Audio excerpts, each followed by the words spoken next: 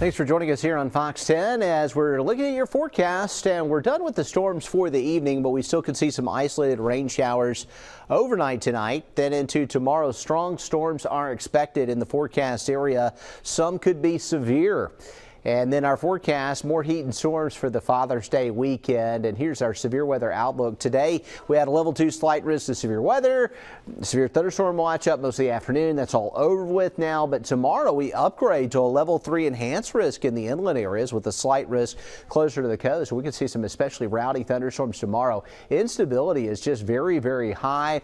And with peak daytime heating and the timing of a convective cluster of showers and storms coming out of Mississippi may cause some problems. So this version of the Futurecast brings in a big area of showers and storms and races it down through those inland spots where we're in that moderate risk, and that's through 5 p.m.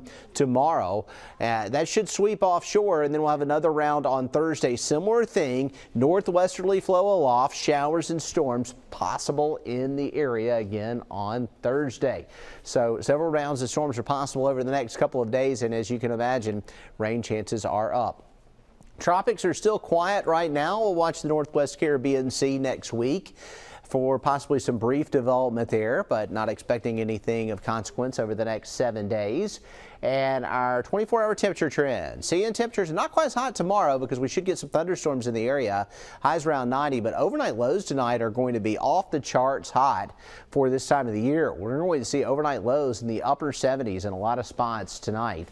Highs near 90 the next couple of days with rain chances 50% Wednesday and 60% on Thursday.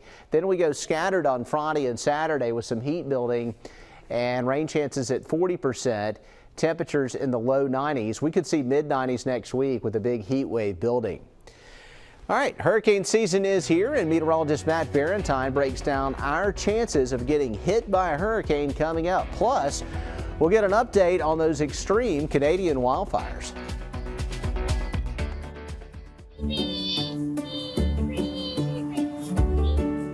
Can I play? Sure, but you need to bring your own truck. That's not a problem. The Fox 10 Storm Tracker Fleet, taking you live to more places, covering the Gulf Coast like no one else can. Unrivaled experience, unparalleled severe weather coverage. I think I need a bigger sandbox.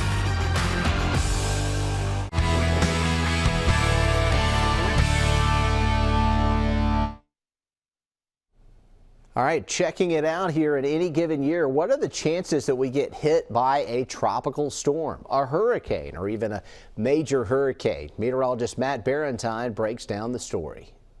I know a lot of folks wonder, well, how often do we get hit by hurricanes and tropical storms? Well, we can break that out for you by looking at the probabilities. I'm going to take an area from about the central panhandle to the central part of Louisiana. And how often do we get hit by named storms in the area? 56% in any given year. So at least one every 2 years you're going to get a named storm somewhere along the central Gulf Coast.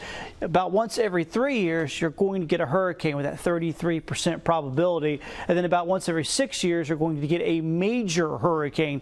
It's a pretty wide zone though, so I'm going to narrow this down to about 100 miles from Mobile. These are the ones that would be close enough, the major hurricanes that would impact us, and since 1852, about 170 years, there's been 18 of those, so a little bit more than once every 10 years. And these are the names you remember: the Katrinas, the Camille's, the Fredericks, the Ivans, the Opals.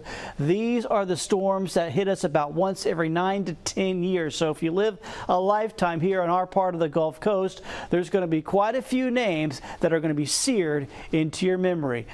In Mobile, Matt Barentine, Fox 10 News.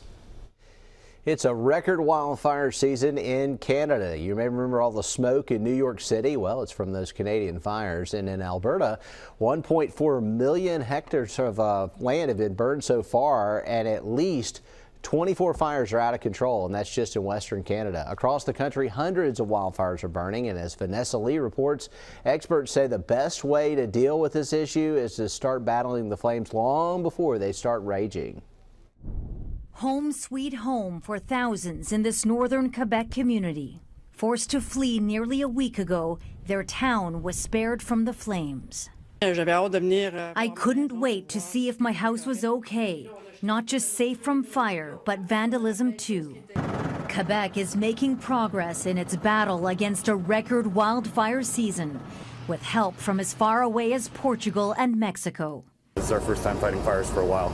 Good. In addition to troops with the Canadian Armed Forces. Emergency response is managed by each province.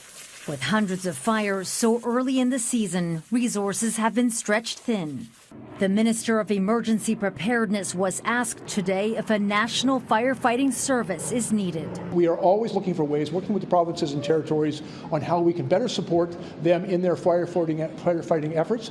And as well, we're looking at investments that we can make in training additional firefighters. But experts say more resources are needed for fire prevention. We're playing catch up because we've had this 100 years of fire suppression that we now need to deal with in a very short time period. Prescribed burning, which is the intentional use of fire on a specific area, is one strategy used to reduce wildfire risks. It helps clean up much of the dead and dense fuel that we have in our forests.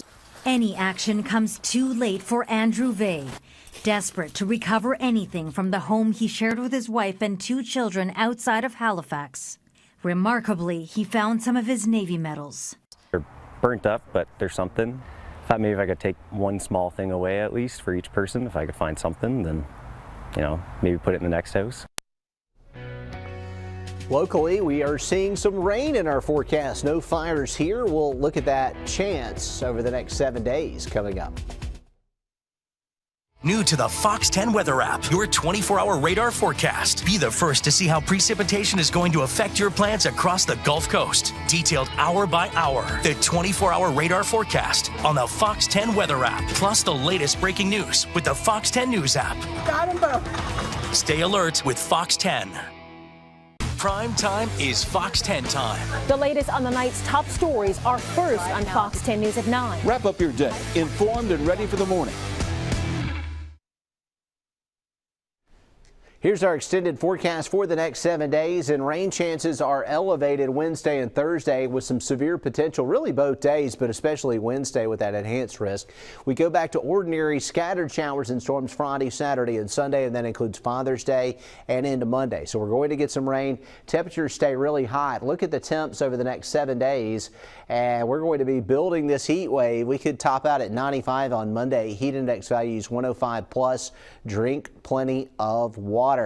Looking at the 10-day forecast, what about more heat? Well, next week, low to mid 90s, overnight lows in the mid 70s, and boy, it's changed as we've made it through the month of June. That's what we're tracking there in the extended forecast. Looks like the summer pattern is here. We will see a little rain to cool us off every now and then, but otherwise lots of heat and humidity to deal with for the Gulf Coast.